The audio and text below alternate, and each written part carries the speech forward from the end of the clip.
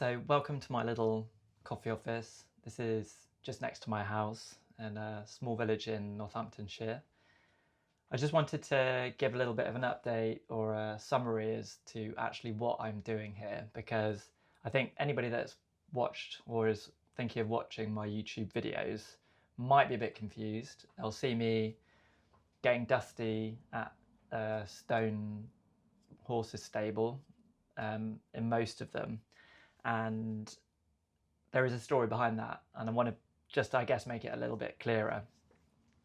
So I am basically creating a coffee roastery in that little space in the stable.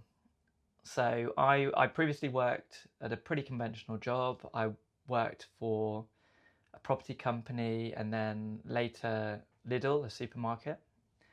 And they were both very corporate, very big companies, and I wanted to take the opportunity to go smaller, set up my own business, and sort of create my own rules. My rules in work, my rules in time, and freedom. So there was a few things that came together that allowed me to do that. It was a long time planning. There was a long time getting comfortable with the idea of leaving the security of a conventional job. It's extremely difficult to get your head around that. For me, it was anyway. Of course, you have outgoings all the time and you have a certain level of salary which maintains that. And there's a lot of family discussions and looking at things that you spend your money on and deciding if you need it. And that period did take a little while, I have to admit. It took probably a 2-year run up. So there was that, and then I was given this little bit of space, the stable, by my auntie, or at least she gave me use of it. She took the horse out and said, you can use that for whatever you like. And it is a great little space. It's a big stable. It's not a big building, but it's big enough to put a small coffee roaster and have a little operation for roasting, packaging, sending. And it's such a lovely, quirky location that it was really, really appealing.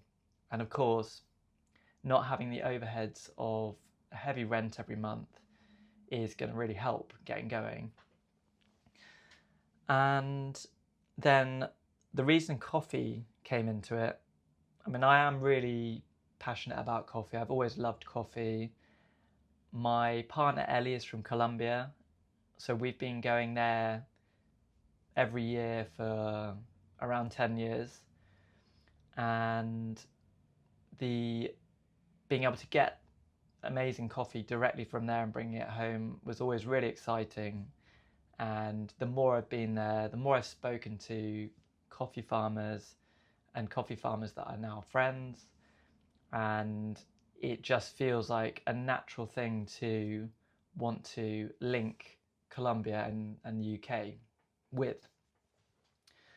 The idea being that when we go there, I can actually do some business when I'm there and meet farmers and go to the farms and actually being a direct contact with the coffee.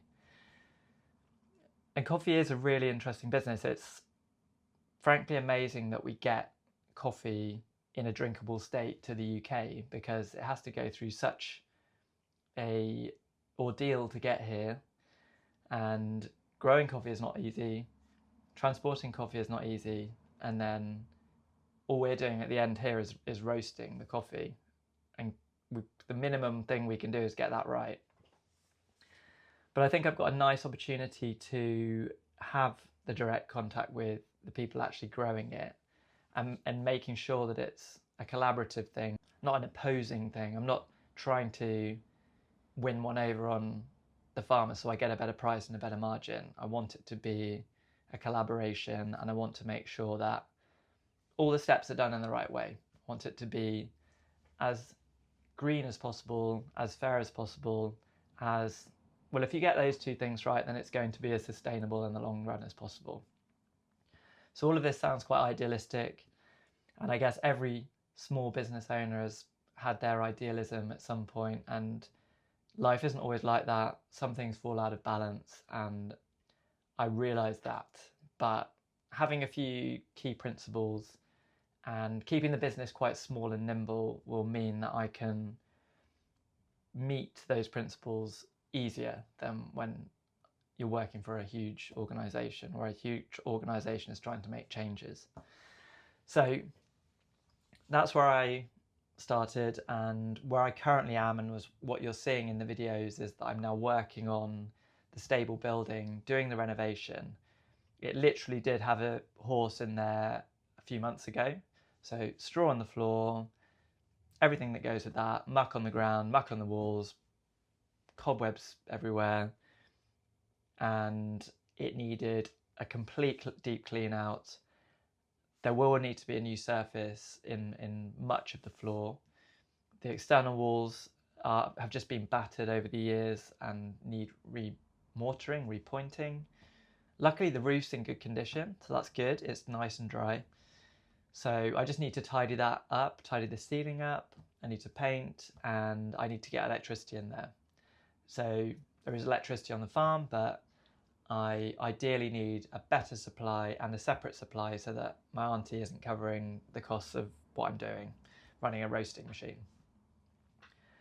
So that all sounds quite straightforward. Obviously on the other side, on my admin days like today, I am trying to set up a business, trying to set up all the systems, make sure that I'm covering accounts and I'm forecasting and I'm logging expenses and I'm marketing and all these things that are pretty new to me. Obviously I have a vague idea of how businesses work with these, but actually sitting down and saying, oh yeah, it's my business now, I've got all these things to put in place, and I want to put them in place as well as possible. So with all that going on, and weeks suddenly feel very, very short, and I sort of need some help, I guess. So I suppose, first of all, I have massive respect for anybody who sets up a business on their own and has done in the past, because there is so much to do and there are so many things you can miss. But I think I'm quite lucky coming to a stage in history where we suddenly have, or we've suddenly entered the age of artificial intelligence. And it sort of seems, on the face of it, scratching at the surface, like a pretty big game changer in terms of how somebody like me could use, or the tools I've now got to use to do certainly all the admin things, but actually, as I'll show you, even stretching into the physical things. So I'm going to go through several things that AI has helped me with so far. Number one, and this is right at the inception of the business, was just simply brainstorming.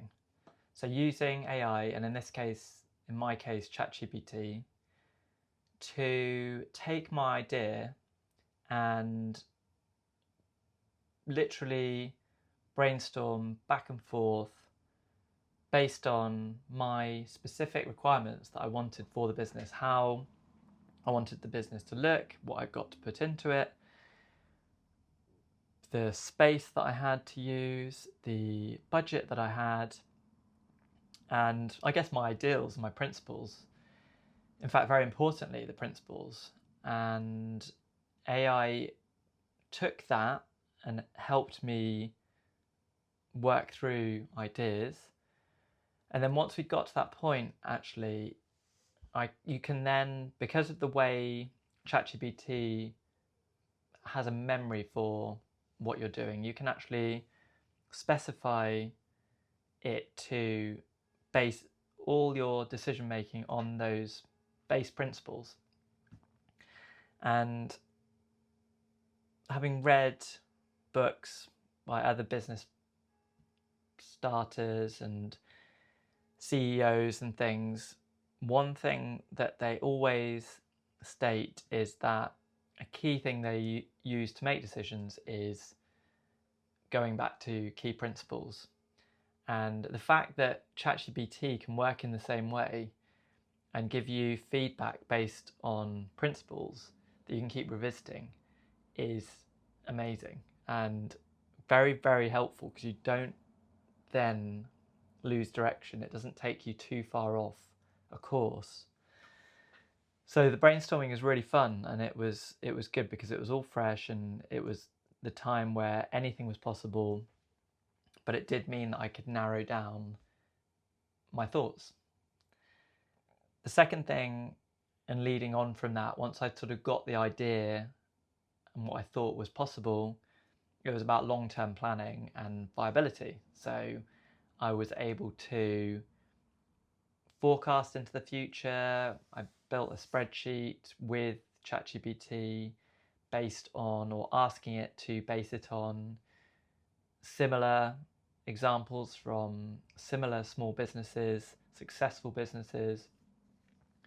And it just gave me a platform to plan long term, when the long term for me being new to startup business and new to AI actually, but new to the whole thing, I was able to plan with a reasonable amount of confidence, taking reasonable expectations or stating reasonable hypotheses. So the third thing was the week by week planning. And this was really important when I got to starting the stable renovation, because every job that I had was probably, so far, it's been sort of 2 to 3 week batches. The stable door, which I basically rebuilt, was about 3 weeks. And for that, I used ChatGPT to come up with a design very much based on the old design. But feeding in dimensions, I was able to get the right size of wood, the right amount of wood and specification of wood, and we went through various different options based on longevity and maintenance and cost, and right down to the type of screws that I wanted to use. It helped me with that, and it just meant that I had a plan that was based on almost an expert's view. It was almost like I had been planning it with a carpenter. And I think that the proof is in the pudding on the stable door. It gave me a lot of confidence, even though it did take me a bit longer than I was expecting. I did get it right first time. It wasn't easy. I'm not saying it was easy at all, but it did give me confidence to go slowly and think about it, not rush and botch it, and it paid off. So that's great. Number 4, I would say, is in sort of brackets. ChatGPT combats procrastination, or it forces you to take action. Because in all these things that I've been doing, in the brainstorming, the long-term planning, the week-by-week planning, everything I've done there has been hard to think about, or would have been hard to think about, and most certainly would have been difficult to start, because I would have always been thinking, have I got enough information? Am I confident enough that I'm not going to make too many mistakes? And what ChatGPT does and what AI does is put you in a frame of knowledge that gives you confidence to start. And just by experimenting, just by playing with it, it will give you enough idea to get going. And I think this is where it will help a lot of people in just taking those first steps with an idea, or just taking those first steps in learning something new. And it will take you far enough to think, am I interested enough in this to really dive deep? And for lots of things so far that I've been doing, it takes so little effort to start a prompt and a conversation with AI that I've just killed a lot of procrastination, and it's very valuable. So the next point, number 5, is taking a few things under the sort of title of admin, really. But I'm really talking about general admin, building bespoke systems, and taking away mundane tasks. Admin for me is not the most fun thing, or at least until now, it wasn't very fun. It's overwhelming, there's a lot to do, there's a lot of unknowns. Certainly starting a new business, I didn't know how to set up a company, I didn't love creating spreadsheets. I guess because I've just had poor experiences with them. I've been dealing with boring spreadsheets in my career, I guess. I've been working on other people's systems that felt clunky and slow and inefficient, and it just, I guess, gives you a poor relationship with them. But when you have the chance to create your own system, that is a slightly different story. Actually, with AI, I was able to specify from the very beginning that I wanted to create my own system that would be a pleasure to use, simple to use, very accessible by somebody who's never seen it before, and that would just make sense. And it pretty much helped me get there. I haven't started the business, I haven't started trading the business yet. But when I get there, I've got some confidence that I have systems in place that mean admin is actually a pleasure. So I suppose that leads on to removing the mundane tasks, because there are certain things you can't avoid doing.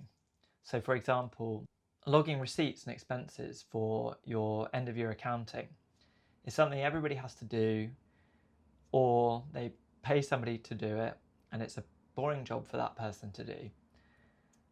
I decided from a very early stage that I'd had enough of manually inputting receipts, and that ChatGPT must be able to take that job away from me.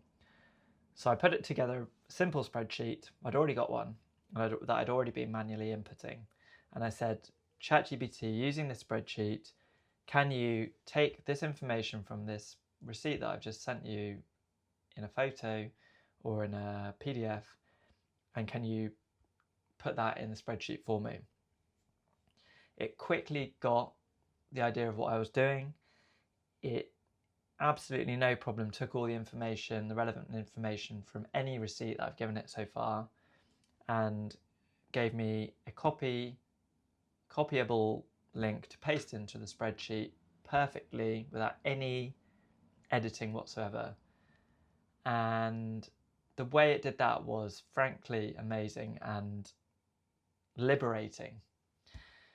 And even now, now that I've done that, I'm able to send it a number of receipts over time, whether it's a photo that I'm just inputting, or a lot of companies give you, obviously buying a lot of things online, companies give you PDF invoices or just email receipts. Anything can just go into ChatGPT, it will log the number that I've got going, and then it will give me a block of copy which I can paste into a spreadsheet, and it literally removes the concept of having to log expense receipts. And it just means that if I do employ somebody to help me in the business, I don't need to pay them to do a mundane task. I can actually get somebody into the business who, yes, they could cover that job, but it would only take them 5 minutes, and it will actually be quite pleasant to do. And then they can go and do something that's way more interesting and useful for me and useful for them to grow. Number 6, which is linked a bit to admin, but it is more personal, and it was just creating my organisation system. So previously I tried to be organised by using OneNote and my calendar and Apple Notes, but because I was working for another company, it wasn't really in my full control, and I wanted to take the opportunity to try something new, but try something that related to, was similar to what I was using before. So I started using Notion, which I'd never used before, but I got ChatGPT to just help me understand how to use that, how to integrate it with my calendar and with my Apple Mac folders and with my Apple Notes, and just have some central system that was completely understandable and accessible and just removes all that jumble in your head, having a clean organization system. And yes, I could have done that on my own. I could have done that through researching what the best practice is online. But in this case, I was able just to prompt ChatGPT and say, this is what I want, this is how I want it to work, and can you give me the outline of what I need to do, and where can you help me? And it absolutely did that, and it's in place and it's working. And then number 7, which is just the amount of things that I've had to learn doing this business setup. Learning new skills has been huge. So there's been several things that I've needed to do to get going, not least video editing, which I'd never done before.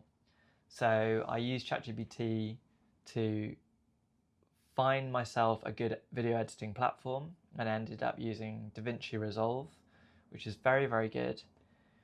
But just choosing that, and then also helping me up the steep learning curve of editing and trying to work out quick ways of doing things.